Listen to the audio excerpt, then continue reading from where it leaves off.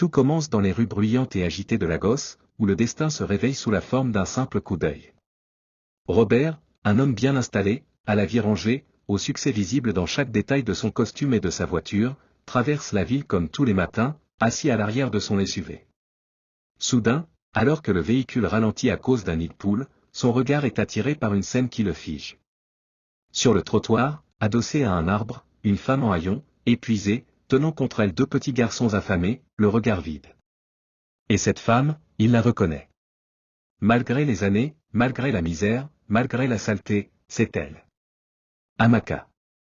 La fille qu'il admirait autrefois, au lycée. Celle qui marchait droite, entourée, confiante, inaccessible. Et maintenant, elle est là, brisée. Son cœur se serre. Il demande à son chauffeur d'arrêter la voiture, descend, s'approche. Lorsqu'il l'appelle par son prénom, elle lève la tête, lentement, avec effort. Elle le reconnaît. Mais il n'y a pas de sourire, pas de joie. Juste de la honte. Elle lui demande de partir, la voix faible, sans colère, juste avec la lassitude de ceux qui n'attendent plus rien. Pourtant Robert ne peut pas partir. Il voit ses enfants. Il sent qu'il ne peut pas détourner les yeux. Après un moment de tension, Amaka accepte de le suivre. Juste pour une nuit, dit-elle. Chez lui, le contraste est violent. La maison est belle, vaste, propre, chaleureuse. Les garçons sont ébahis. Amaka, elle, se sent l'étrangère. Elle se retient de pleurer quand elle voit ses fils se jeter sur la nourriture chaude, eux qui, depuis des mois, survivaient à peine. Elle goûte elle-même une bouchée de riz et fond en larmes. Pas seulement à cause du goût, mais à cause de ce qu'il représente, la dignité, l'humanité retrouvée. Robert l'observe sans juger. Il la laisse respirer. Il lui laisse du temps.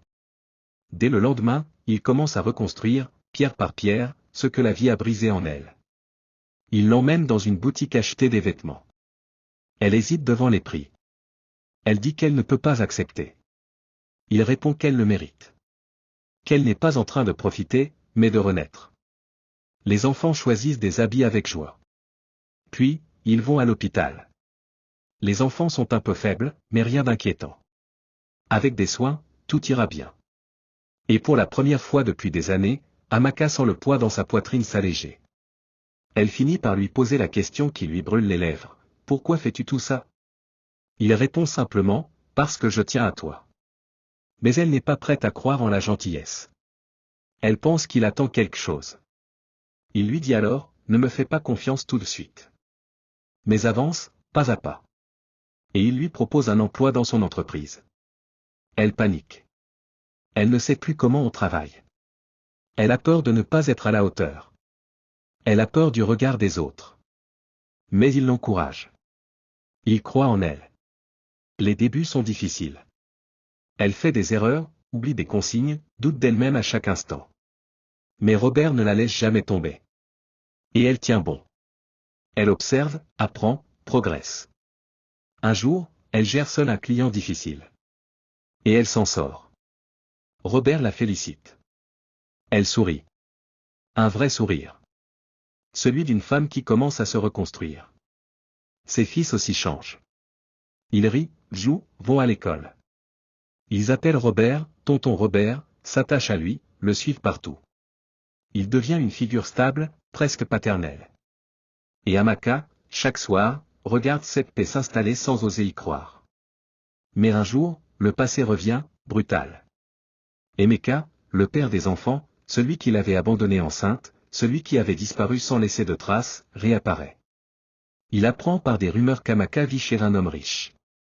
Jaloux, inquiet de perdre ses fils, il débarque sans prévenir dans les bureaux de Robert. Il exige de voir ses enfants. Robert ne se laisse pas intimider. Il l'affronte calmement mais fermement, tu les as abandonnés. Tu sais seulement comment ils s'appellent? Tu sais ce que c'est de ne pas manger pendant 3 jours? Emeka se justifie, parle d'erreur. Mais Robert ne cède pas. À ce moment-là, Amaka entre. Le choc est violent. Elle le foudroie du regard. Et elle explose. Elle lui crie tout ce qu'elle a gardé en elle pendant des années, la faim, la peur, l'humiliation.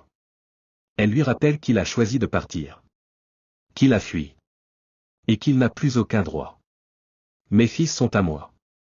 Tu ne les mérites pas, et Mecca comprend que c'est fini. Il baisse la tête. Il s'en va. Vaincu. Et alors, une autre page peut s'ouvrir. Les jours suivants sont calmes. Amaka travaille. Les enfants vont à l'école. La maison est remplie de rire. Un jour, elle remercie Robert. Il lui dit qu'il n'a rien à attendre. Que leur bonheur suffit. Mais un soir, sur le balcon, il ose dire ce qu'il ressent depuis longtemps. Il lui avoue qu'il l'aime. Pas par pitié.